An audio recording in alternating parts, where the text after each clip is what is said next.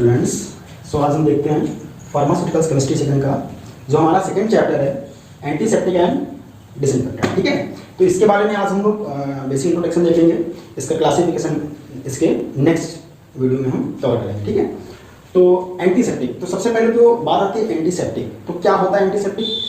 सो सबसे पहले तो हम इसके वर्ड को ही अगर डिवाइड करें तो एंटी का मीन्स क्या होता है? अगेंस्ट।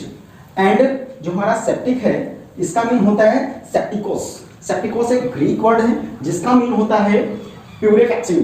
प्यूरिफैक्टिव जो होता है इसका मतलब होता है सड़न। ठीक है, या इसे सेप्सिस भी बोलते हैं। ठीक है, सेप्सिस भी कई जगह लिखा होता है सेप्सिस। ठीक है, इसका मतलब सड़न कह सकते हो आप। ठीक है, तो एंटीसेप्टिक वर्ड को आप तोड़िए दो वर्ड में, तो एंटी एंड सेप्टिकोस। ठीक है, तो एंटी का मतलब हो गया अगेंस्ट, सेप्टिकोस का मतलब हो गया प्यूरिफैक्टिव जिसका मतलब होता है सड़न। क्लियर हो?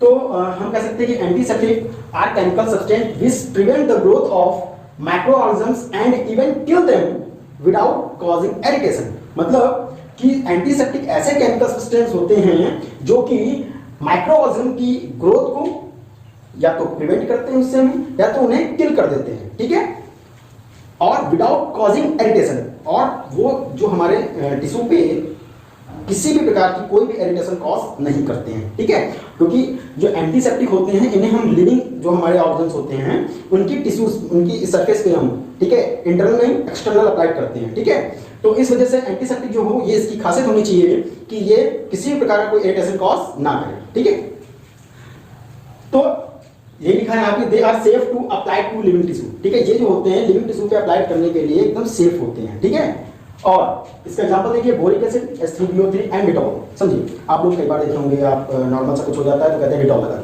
ठीक है, तो डिटॉल क्या होता है बच्चों? ये एक मिक्सचर होता है क्लोरोजेलिनॉल और टेरपिनॉल का। अब आप चाहें तो आप इसका फॉर्मूला लिख सकते हैं। मैं यहाँ पे लिख दे रहा हूँ, कहाँ पे लिख दूँ? चलिए यहाँ पे लिख दे। ये जो होता है आपका, ये होता है क्लोरोजेलिनॉल, और ये जो होता है ये होता है आपका टेरपिनॉल। ठीक है, तो इन दोनों का जो मिक्सचर होता है ये आपका क्या होता है? डिटॉल होता है। ठीक है, तो देखो नॉर्मल सा आप समझ लो, मैं एक हेडिंग्स में या सिंपल से एक लाइन में बोलूँ अगर, तो एंटीसेप्टिक और डिसइंफेक्टेंट दोनों लगभग एक ही होते हैं, बट दोनों में डिफरेंस इतना होता है कि एंटीसेप्टिक जो होते हैं ये आपके लिविंग सरफेस में जो लिविंग ऑर्गेनिज्म होते हैं उनके टिश्यूज के ऊपर अप्लाई करते हैं, जबकि डिसइंफेक्टेंट जो होते हैं इन्हें हम, जैसे कि आपने देखा होगा आपके घर में लाइजॉल का पोछा लगाया जाता है। ठीक है, क्यों लगाया जाता है? ताकि जो माइक्रो ऑर्गेनिज्म्स आपके सरफेस पे हैं वो समाप्त हो जाएं। ठीक है, मतलब जो आपके नॉन लिविंग पोर्शन होते हैं, जितने भी ऑब्जेक्ट होते हैं उन पर जो हम केमिकल्स यूज करते हैं उन्हें माइक्रो ऑर्गेनिज्म से फ्री रखने के लिए उन्हें हम बोलते हैं डिसइंफेक्टेंट। ठीक है, तो डिसइंफेक्टेंट के बारे में कहने तो are chemical substance which kill micro organism, same है।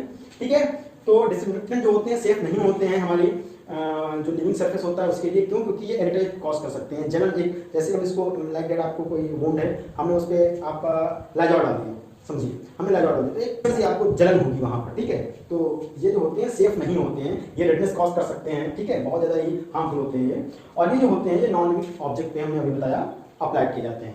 तो ये तो हो गया इसका बेसिक सा। अब चलो देखते हैं जो हमारा सबसे पहला एंटीसेप्टिक था वो कौन था। तो हमारा सबसे पहला एंटीसेप्टिक जो था बच्चों वो फिनॉल बोलते हैं जिसे, तो ये होता है फिनॉल हमारा। ठीक है, पहला एंटीसेप्टिक था जिसे कि लगभग 1827 में, ठीक है, 1827 में फॉर्म किया गया था, डिस्कवर किया गया था।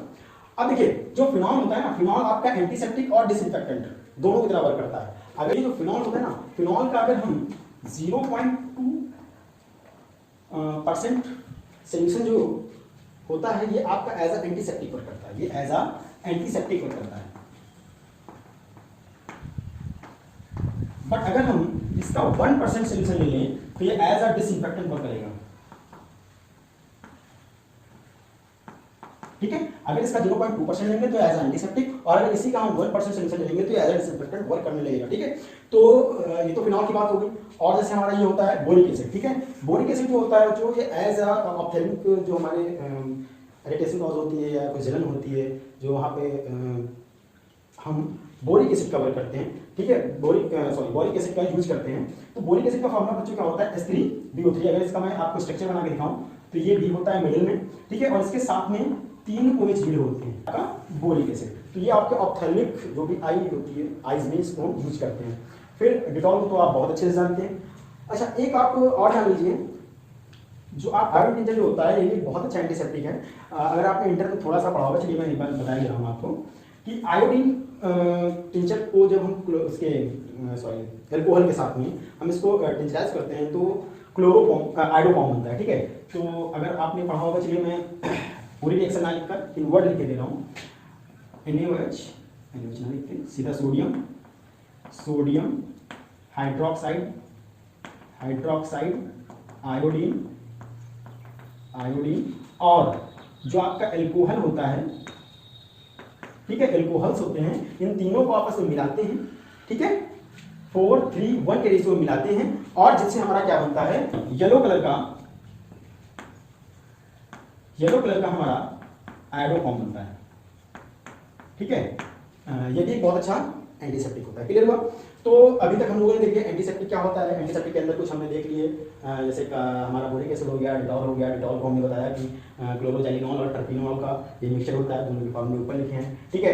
आयोडोफॉर्म के बारे में बताया, येलो कलर का होता है, ठीक है। सोडियम हाइड्रोक्साइड आयोडीन और आयोडीन सोल्यूशन, ठीक है, I2 आयोडीन सोल्यूशन और एल्कोहल के कॉम्बिनेशन से हम आयोडोफॉर्म बनाते हैं। जो आपका ये फिनॉल हो गया, फिनॉल हमारा पहला एंटीसेप्टिक था, ठीक है, जिसका 0.2% जो सोल्यूशन होगा वो आपका एज एंटीसेप्टिक और इसका जो 1% होगा वो एज अ डिसइंफेक्टेंट का करेगा। तो इतना सब कुछ क्लियर हुआ। तो हम कह सकते हैं कि एंटीसेप्टिक जो होते हैं ये आपके बैक्टीरियोस्टैटिस भी होते हैं और आपके बैक्टीरियोसाइडल भी होते हैं, ठीक है।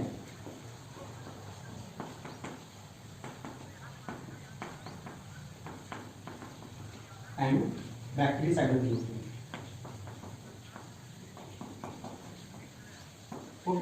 तो बैक्टीरियोस्टैटिस क्या होते हैं और बैक्टीरियोसाइडल क्या होते हैं, इसका समझो। इनको कई बच्चे इसमें थोड़ा कंफ्यूज रहते हैं।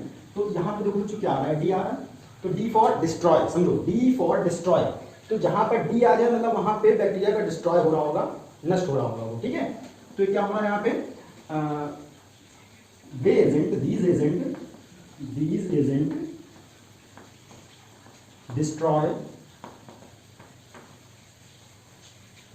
बैक्टीरिया, ठीक है।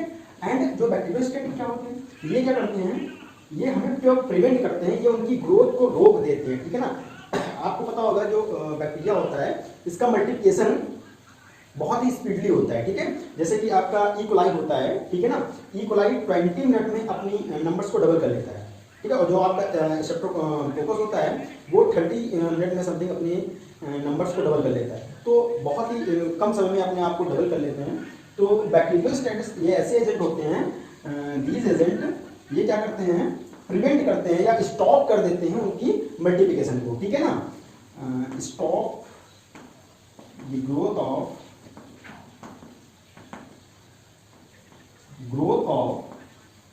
बैक्टीरिया, समझ में आया। तो बैक्टीरियोस्टैटिक क्या होते हैं, ये जो बैक्टीरिया ग्रोथ कर रहा है, मल्टीप्लिकेशन कर रहा है, उसको रोक देते हैं। बैक्टीरियोसाइड क्या करते हैं, सीधा बैक्टीरिया को ही डिस्ट्रॉय कर देते हैं। तो ये तो हुआ एंटीसेप्टिक, बैक्टीरियोस्टैटिक, बैक्टीरियोसाइड। तो अब बच्चों ये समझ लीजिए कि जो एंटीसेप्टिक होता है इसका मैकेनिज्म क्या होता है, कैसे वर्क करता है, समझो। तो समझे थोड़ा सा क्या करता है ये। सपोज आपने सभी ने बैक्टीरिया सेल के बारे में देखा होगा, ऐसा होता है बैक्टीरिया सेल, ठीक है, इसमें ऐसा कुछ होता है, ठीक है, ऐसा तो ठीक ज़्यादा देखा है वो। चलिए इधर देखिए, तो ये जो एंटीसेप्टिक क्या करता है, ये आता है, ठीक है, इसे कैप्सूल बोलते हैं बच्चों, क्या बोलते हैं, कैप्सूल या सेल वॉल बोल सकते हैं, इसे कैप्सूल नॉर्मली लोग कैप्सूल बोलते हैं। तो ये आता है और इस कैप्सूल को रप्चर करता है, ठीक है। कैप्सूल को रप्चर जब करता है ये, तो जिसकी वजह से क्या होता है कि जो इसके अंदर जेनेटिक मटेरियल होता है, इसका जो इसके अंदर का जेनेटिक मटेरियल होता है, ठीक है, वो उसके सिंथेसिस को रोक देता है, समझो, उसका वर्क नहीं होने देता है। क्लियर हुआ? तो अब क्या होता है, या ये जो एंटीसेप्टिक होते हैं ये क्या करते हैं, ये जो आपके फैटी एसिड होते हैं, फैटी एसिड इनके सिंथेसिस को इनहिबिट कर देता है, समझो। ये क्या करता है, फैटी एसिड के सिंथेसिस को इनहिबिट कर देता है, जिसकी वजह से क्या होता है कि ये जो बैक्टीरिया होता है ये अपना मल्टीप्लिकेशन नहीं कर पाएगा, और जब मल्टीप्लिकेशन नहीं कर पाएगा धीरे धीरे इसके नंबर्स कम हो जाएंगे और ये। तो इस प्रकार से क्या होता है, एंटीसेप्टिक क्या करता है, एक तो इसकी एक तो मैंने बताया ना दो टाइप से बैक्टीरियोस्टैटिक बैक्टीरियोसाइड है। तो बैक्टीरियोस्टैटिक के केस में क्या करता है, ये फैटी एसिड को इनहिबिट कर देता है, कम कर देता है, जिसकी वजह से क्या होता है कि इनके नंबर जो मल्टीप्लिकेशन होता है वो नहीं हो पाता है, ठीक है।